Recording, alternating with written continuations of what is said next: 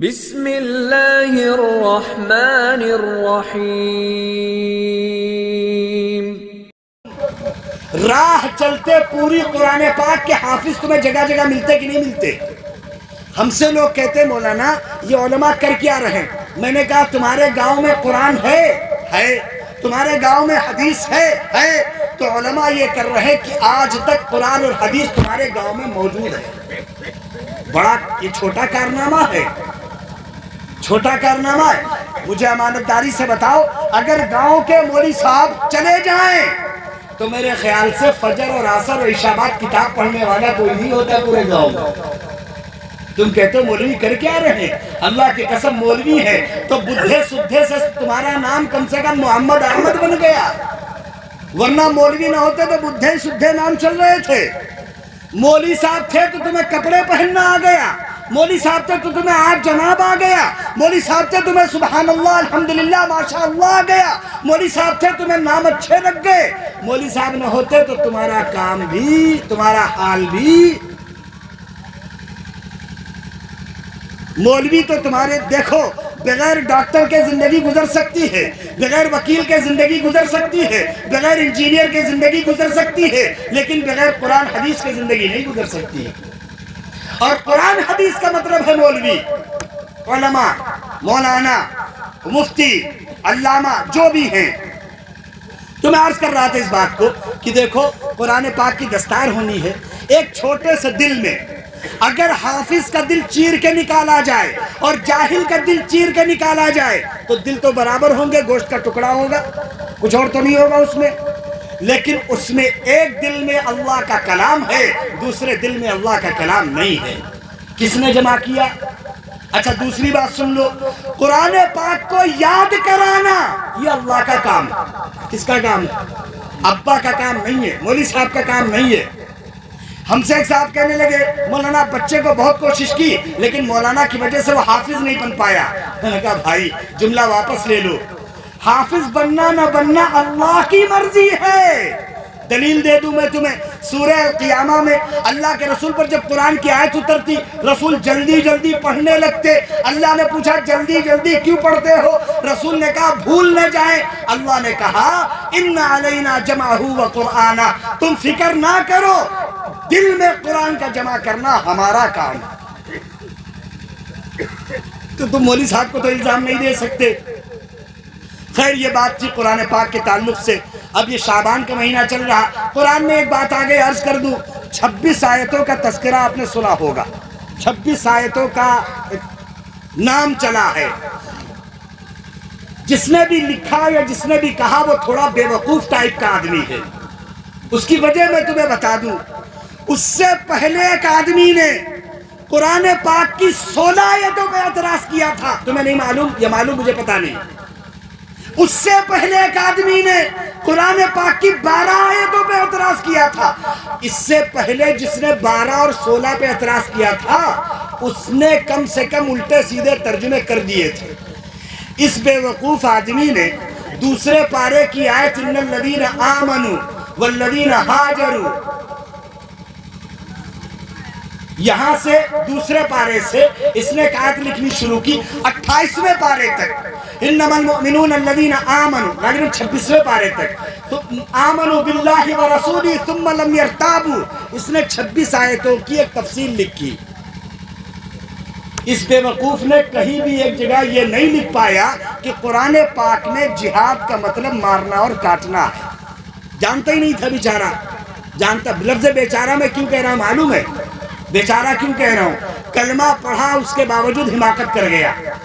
اس لیے تھوڑی ہمدردی تھی کہ بھائی کلمہ پڑھا تھا تو سیکھ بھی لیتا، اگر کلمہ نہ پڑھتا تو میں بیچارہ کا لفظ استعمال نہیں کرتا، کلمہ پڑھا تھا سیکھ لیتا۔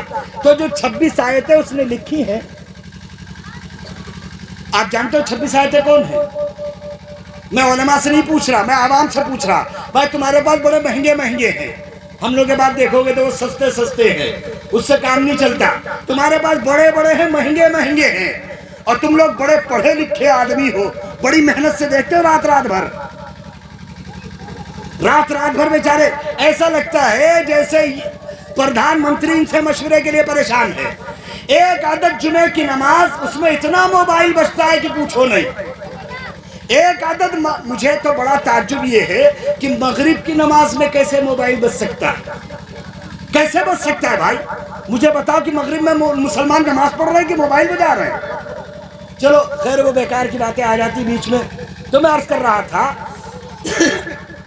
دیکھیں آپ کا جلسہ بھی ختم ہونے کے قریب ہے، تو یہ مدرسہ انوار العلوم کا جلسہ دستار جس میں آپ حضرات شریک ہیں، تو میں عرض کر رہا تھا کہ دیکھو جو 26 آیتیں اس کی تفصیل ہے، تم کچھ کرو یا نہ کرو، اپنے علماء کے پاس جا کے کم سے کم ان 26 آیتوں کا ترجمہ تو سن لو، ایک بار تو چلے جاؤ۔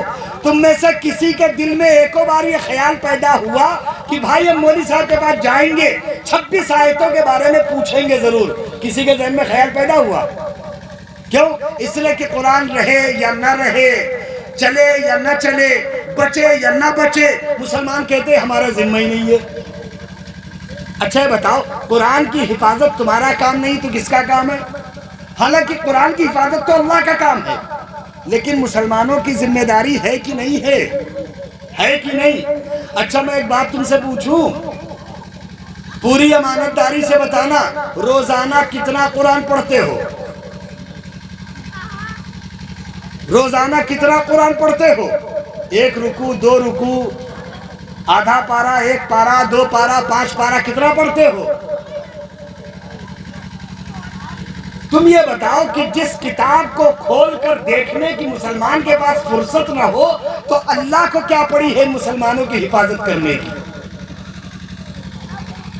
جس اللہ کا کلام تم سے نہیں پڑھا جاتا، جس اللہ کی کتاب تم سے نہیں پڑھی جاتی، تم سے ایک سوال اور کر دوں میں، تم سے ایک سوال اور کر دوں، تم میں سے ہر ایک کے پاس 150 روپے تو رہتے ہیں، تم پوری امانت داری سے بتاؤ جتنے لوگ بیٹھے ہو، میں علماء سے سوال ہی نہیں کرتا، یہ تو اللہ کے نبی کے وارث ہے، امت کا لال ہے، امت کے گوہر ہیں، امت کے ہیرے ہیں، امت کے تاج ہیں، ان کی تو بات چھوڑ دو۔ میں تم سے کہہ رہا، ایک لفظ استعمال کر رہا ہوں، بھونڈا ہے، غلط ہے، لیکن تمہیں سمجھانے کے لیے بولنا پڑے گا۔ اتنے بڑے مجمع میں تم پوری امانت داری سے بتاؤ کہ جو قرآن تمہارے دادا چھوڑ گئے تھے گھر میں وہی ہے کہ نہیں ہے؟ ابا خرید کے لائے قرآن آج تک؟ تم خرید کے لائے آج تک نیا قرآن؟ تم اندازہ لگا لو کہ مسلمان کس درجے میں پہنچ چکے ہیں۔ جس مسلمان کے پاس 10 سے 20 سے 30 ہزار روپے سال میں موبائل میں ضائع کرنے کے لیے، جس مسلمان کے پاس فضولیات کپڑے برباد کرنے کے لیے، جس مسلمان کے پاس ہرے نیلے پیلے لال بال، یہ بھی نئے نئے چلے، عجیب ہوش لگتے، ادھر نیلے ادھر پیلے، ایسا لگتا ہے جیسے طرح طرح کے رنگ برنگے پرندے ہوتے تھے، تو اب پرندے تو اچھے لگتے، وہ جو نئے نئے آگے ہرے پیلے نیلے، ادھر سے غائب ہے ادھر سے غائب ہے، ادھر کٹ گیا ادھر کٹ گیا، نمونے۔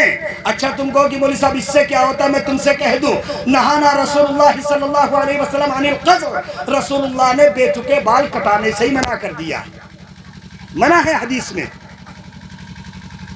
یہ تو مسلمانوں کی حالت عجیب تر ہو گئی، نیا کپڑا لائے، یہ شروع کی بات ہے، ایک صاحب کپڑے پہن کے آ گئے، میں نے کہا بھائی اگر یہ اتنے پھٹے تھے تو کوئی دوسری پہن لیتے، تم نہیں سمجھے، حالانکہ ہمیں تو معلوم ہے تم نہیں سمجھے کی بات کرتے ہو۔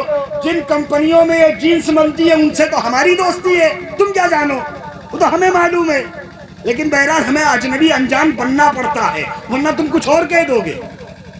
تو ہم نے ایک ساتھ سے پوچھ لیا بھائی یہ پھٹے نیچے پہن کے آنے سے اچھا نہ سل لیتے، کہنے لگے مولانا صاحب تم سمجھ نہیں پاؤ گے، تو ہم تو سمجھ رہے ہیں کہ کیا ہے۔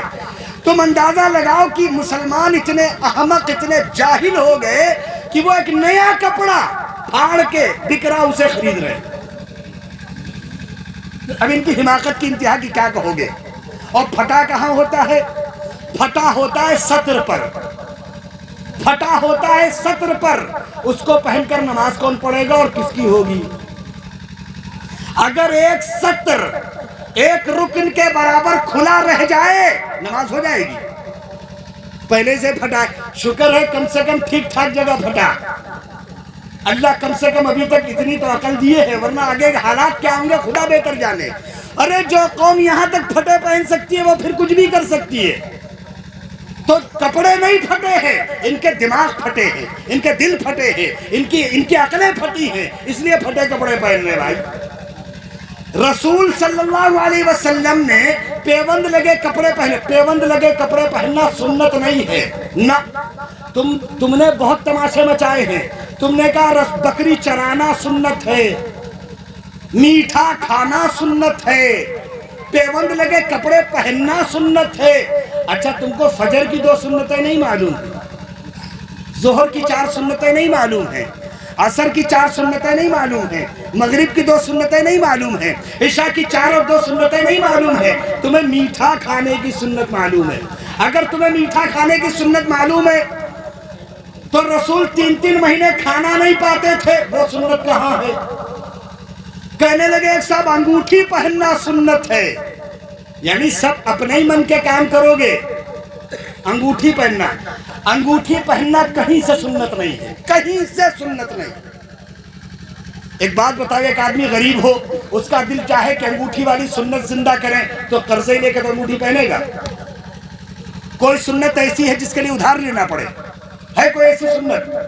اچھا ایک بات بتاؤ، رسول بکریاں چراتے تھے تو کل تم 2 بکریاں لاؤ، اپنے ابا کو بھیج دو کہ جو رسول چراتے تھے سنت ادا کرو، ہے ہمت تو کراؤ۔ یہ بے شرمی ہے مسلمانوں کی کہ وہ رسول کا تعارف ہی غلط کرا دیتے ہیں۔ یہ جو جملے بولتے ہیں نا، بکری چراتے تھے، اچھا لگتا ہے تمہیں؟ اچھا لگتا ہے؟ ہم تم سے کہے تمہارے ابا بکری چراتے تھے، اچھا لگے گا؟ گریبان پکڑ لو گے مولوی صاحب کا کہ مولوی صاحب جانتے نہیں خاندانی پیسے والے ہیں؟ تو رسول اللہ غریب تھے۔ اللہ کے واسطے جہالتیں بند کرو، رسول کی جو تعریف قرآن نے کی ہے وہ بیان کرو، رسول کا جو ترجمہ قرآن نے کہا وہ کہا کرو۔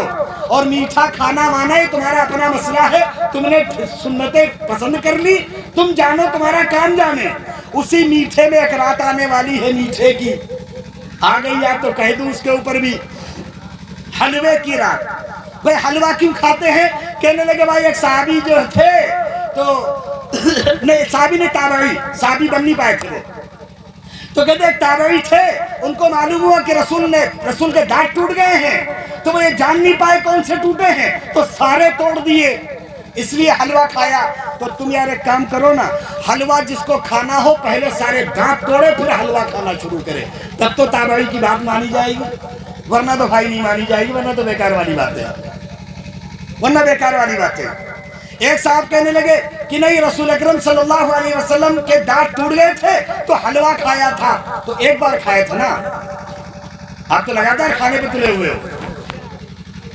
ایک بات سن لو میری، حلوہ کھانا، ملیدے کھانا، کھچڑے کھانا، کھانے کے بارے میں تم اصول سن لو، ایک شریعت کا اصول بتا دو، ہر وہ کھانا جو حلال ہو، پاک ہو، کھانا درست ہے، چاہے وہ حلوہ ہو، چاہے وہ کھچڑا ہو، چاہے وہ ملیدہ، ہر وہ کھانا جو ناپاک ہو، حرام ہو، اس کا کھانا حرام ہے۔ ہماری بات سمجھ کے نہیں سمجھے؟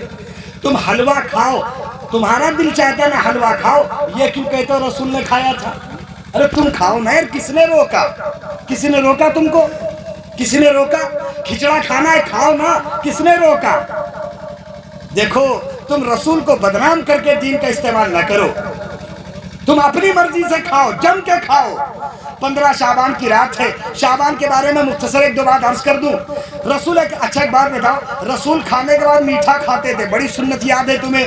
رسول ہر ہفتے میں سوموار اور جمعرات کو روزہ رکھتے تھے، یہ بھی تو سنت ہے۔ رسول ہر 13-14-15 مہینے کی چاند کو روزہ رکھتے تھے، یہ بھی تو سنت ہے۔ رسول پوری رات نماز پڑھتے تھے، یہ بھی تو سنت ہے۔ یہ نہیں کرتے؟ کیوں نہیں کرتے؟ مسئلہ بھی مشکل ہے۔ تو ظاہر سی بات ہے، دراصل تم دین نہیں مان رہے، جو تمہارا دل چاہ رہا وہ مان رہے۔ دین یہ ہے کہ جو اللہ کہہ رہے ہیں، رسول نے کیا ہے، اور تم جو چاہ رہے ہو وہ کچھ اور ہے۔ تو میری باتیں دوسری طرف نہیں جانی چاہیے، چلی جاتی ہیں، اس لیے 15 شعبان کا جو دن آ رہا، اس کے بارے میں بہت سی باتیں مشہور ہیں۔ ایک روایت ہے، وہ سنا دوں میں۔ اللہ کے رسول صلی اللہ علیہ وسلم سے کسی نے پوچھا اللہ کے رسول آپ 15 شعبان کو روزہ کیوں رکھتے ہیں؟ رسول نے فرمایا اس دن امت کے اعمال اللہ کے دربار میں پیش ہوتے ہیں، میں چاہتا ہوں میرے عمل پیش ہو تو میں روزے سے ہوں۔ یہ کہا رسول نے۔ یہ بات ہے۔ بات آئے قبرستان جانے کی تو رسول اللہ قبرستان گئے، بلا شبہ گئے، کون کہتا نہیں کہ ہم بھی کہہ رہے گئے، ترنگا لے کے گئے تھے، دھوپ اگربتی لے کے گئے تھے، کون والی اگربتی لے گئے تھے؟ رسول اللہ قبرستان گئے تھے، یہ تو یاد ہے نا، کس کے ساتھ گئے تھے؟ ٹولہ بنا کے۔ 15 شعبان کو مسلمان جاگتے ہیں، کتے کے پیر میں پٹاخے باندھ دیں، گدھے کے پیر میں پٹاخے باندھ دیں، جانوروں کے پیروں میں پٹاخے باندھ دیں، سوتے ہوئے آدمی کے کھاٹ الٹ دیں، دکانوں کے شٹر توڑ دیں، لائٹیں پھوڑ دیں۔ مسلمانوں آپ پورے ہندوستان چاہتا کہ اللہ کرے یہ رات نہ آیا کرے مسلمانوں میں۔ مسلمانوں کی گندگیوں سے لوگ چڑ رہے ہیں۔ جو رات تمہیں اللہ کو منانے کی تھی وہ رات تم نے خرافات میں ضائع کر دی۔ تمہیں بتاؤں 15 شعبان کو یہ قمقمے روشنیاں۔ اچھا ایک بات بتاؤ، قبرستان کیوں جانا چاہیے؟ کیوں جانا چاہیے؟ رسول نے فرمایا قبرستان اس لیے جایا کرو تذکروا الآخرہ، آخرت یاد دلاتا ہے۔ کیا یاد دلاتا ہے؟ اور اب تو قبرستان میں جھومر، لائٹیں، اگربتیاں، اور بعض جگہ تو میں نے دیکھا کہ باقاعدہ بریانی کی ڈیگیں، چائے ناشتے کا انتظام۔ کم بخت ماروں نے اپنا گھر بھی نہیں چھوڑا، قبرستان بھی نہیں چھوڑا۔ جس قبرستان میں اچھا ایک بات بتاؤ، جہاں بریانی چل رہی ہوگی کسی کو آخرت یاد آئے گی؟ ہر ایک تو بریانی کے چکر میں ہے، اور جب سے بند ہو گیا تو اسے کچھ زیادہ للک پیدا ہو گئی، تو مل ہی جائے، چھوٹ جائے گی تو سال بھر پچھتاوا ہوگا۔ کیا مسلمانوں کا حال ہے بھائی؟ ایک بات بتاؤ، تمہارا مذہب کھانے پینے کا ہے؟ میں تمہیں ایک بات بتاؤں، رسول اللہ نے فرمایا کہ سب سے بدترین برتن، سب سے گھٹیا گندا برا برتن جو بھر دیا جائے وہ پیٹ ہے۔ رسول نے فرمایا۔ اچھا ہمارا کیا طریقہ ہے؟ جب پیٹ ہی انکار کر دے، حلق انکار کر دے کہ گنجائش نہیں ہے، تب کہتے بھائی اب رہنے دو، ہو نہیں پائے گا۔ ہمارا تو یہ حال ہے۔ پھر بعد میں کہتے گیس بن رہی ہے، بعد میں کہتے پیٹ صحیح نہیں ہے، بعد میں کہتے حالت صحیح رہ رہے، بندے خدا صحیح کہاں سے ہوگی؟ ارے کچھ جو آتے چل چل کے اسے پورا کرتی، ہضم کرتی، ساری تو بھری پڑی ہے، تو چلے کون؟ جو چلے گی تب نہ ہضم ہوگا بھائی۔ اس لیے بھر پیٹ کھانا نہیں کھانا چاہیے۔ بھر پیٹ کھانا کھانے والوں کے کبھی حال صحیح نہیں ہوتے۔ بس میرے بھائی یہ باتیں ذہن میں آ جاتی ہیں۔ تو شعبان کا مہینہ سنو، رسول اللہ شعبان کے مہینے میں سب سے زیادہ جو کام کرتے تھے وہ روزہ رکھتے تھے۔ رسول شعبان میں روزہ کیوں رکھتے تھے؟ 2 وجہیں ہیں۔ رسول نے فرمایا میں چاہتا ہوں میرا عمل اللہ کے دربار میں پیش ہو تو میں روزے سے ہوں۔ دوسری وجہ سنو، رسول ہر ہفتے میں سوموار اور جمعرات کو اور ہر مہینے میں 13، 14 اور 15 کو روزہ رکھتے تھے۔ سفر کی وجہ سے نہیں رکھ پاتے تھے تو شعبان میں سارے روزوں کی قضا کر دیتے تھے۔ تو شعبان کا مہینہ کیوں ہے؟ تاکہ آپ رمضان کی تیاری کریں۔ تو کہتے ہیں مولوی صاحب رمضان کی تیاری، ارے بھائی چنا لانا ہے، روا لانا ہے، میدا لانا ہے، پاپڑ لانا ہے، شکر لانی، روزہ لانا، روزہ مل نہیں رہا، ایڈوانس پیسے جمع ہیں، بڑی مشکل سے دو بوتل ملی ہیں۔ تو یہی تیاری کرتے تھے رسول، یہی تیاری کرتے تھے رسول، یہی کرتے تھے۔ مطلب یہ ہے کہ شعبان کے مہینے میں عبادتوں کی عادت ڈال لو تاکہ رمضان میں عبادت کرنے میں آسانی ہو جائے۔ روزے رکھنا شروع کر دو تاکہ رمضان میں روزے نہ کھلے۔ رات میں 2-4 رکعت نفل بڑھا کے پڑھنا شروع کر دو تاکہ تراویح نہ کھلے۔ ابھی سے 2-2 3-3 رکوع تلاوت شروع کر دو تاکہ رمضان میں کم سے کم 1 پارہ روزانہ پڑھ لو۔ یہ ہے شعبان کا مطلب۔ لیکن ہمارا تو شعبان کا کچھ اور ہی مطلب ہے۔ تو اللہ کے واسطے جو مطلب تم نے نکالا تمہیں مبارک ہو، وہ مطلب نہیں ہے۔ مطلب ہے اللہ کی عبادت کے لیے کمر کس لینا۔ تو چلیے باتیں تفصیل سے آ جاتی ہیں۔ میں عرض کر رہا تھا کہ دیکھو تھوڑا قرآن سے محبت کرو، قرآن سے محبت کرو۔ قرآن سے محبت کرو گے اللہ تم سے محبت کریں گے۔ یہ جلسہ دستار ہے، جن بچوں نے قرآن پاک یاد کیا، جنہوں نے یاد کرایا، جن لوگوں نے یاد کرنے کرانے میں مدد کی. جن لوگوں نے حافظ چاند عالم صاحب کی اور مولوی محمد اکرام صاحب کی اور جناب مولانا محمد احسن صاحب کی, جن لوگوں کی مدد کی, مدرسہ انوار العلوم ہے. آپ حضرات نے بڑی کوششیں کی, قربانیاں دی, فکریں کی, اللہ نے آپ کو آسان کیا. تو طے کرو انشاءاللہ کہ ہم اس ادارے کی بھرپور خدمت کریں گے. تمہیں صحیح بتا دیں, کل قیامت کا دن ہوگا, تمہارے سامنے صرف ایک راستہ ہوگا, کوئی حافظ جی ہاتھ پکڑ لے تو ہم جنت چلے جائیں.